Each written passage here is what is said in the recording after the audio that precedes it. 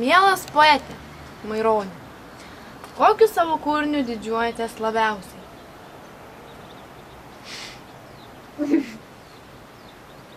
Ko gero labiausiai didžiuojasi savo eilėraščiu Lietuva brangi. O kodėl? Turbūt dėl to, nes man brangi Lietuva. Na, o kodėl ji jums tokia brangi? Gal tai šiuo klausimu ir baigsim. Paklausinėkit kitų žmonių, o man reikia į bažnyčią. Maironi!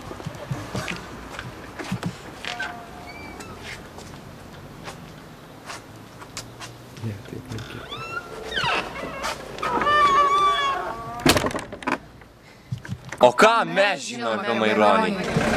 Ką manau apie Maironį, tai vienas iš didžiausių mūsų poetų.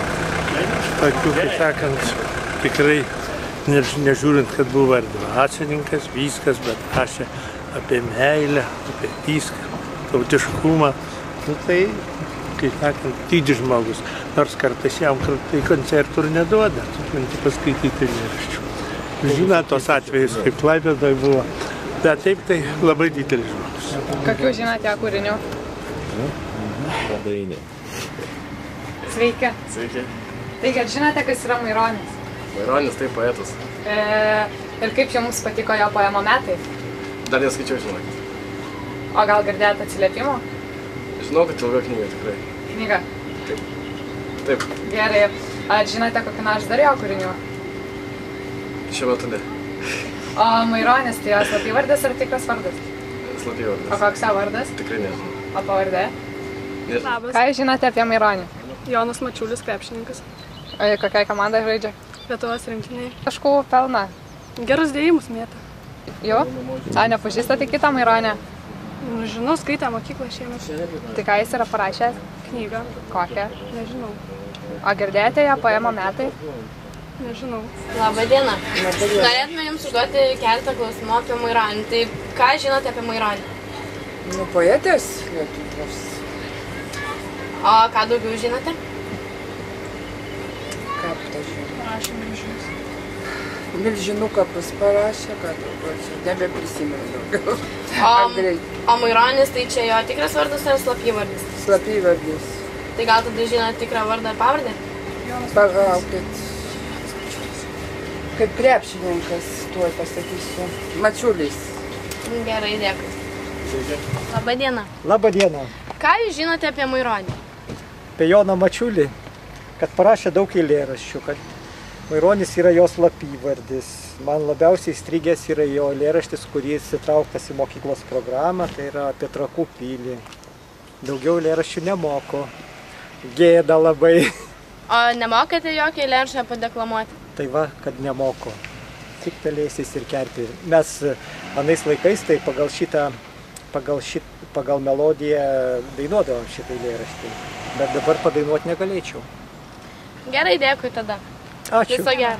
Ką jūs žinote apie Maironį?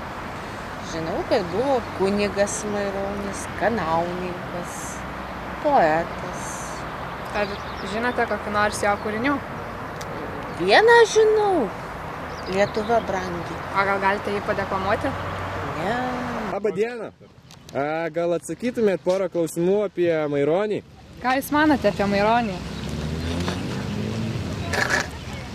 Ar žinote kokių nors jų kūrinių?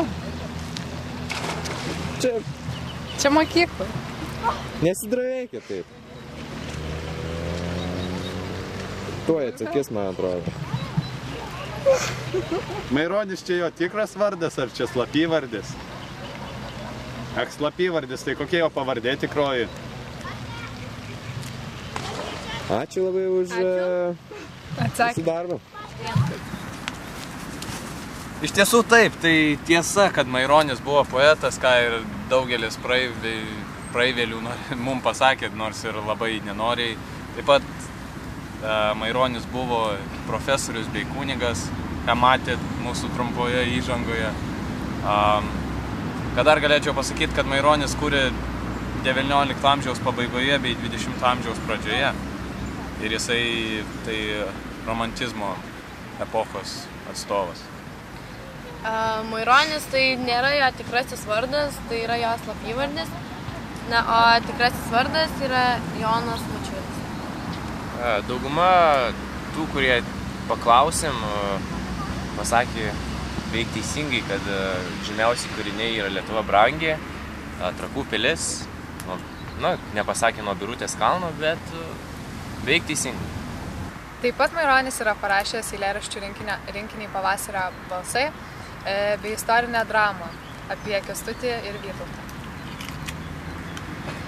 Bei YouTube'ai kviečiame pasiklausyti Maironio eilėraščio Trakų pilis, giesmės, taip?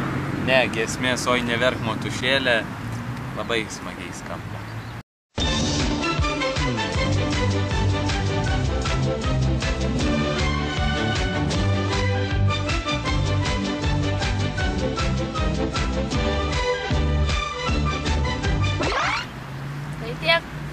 Viso.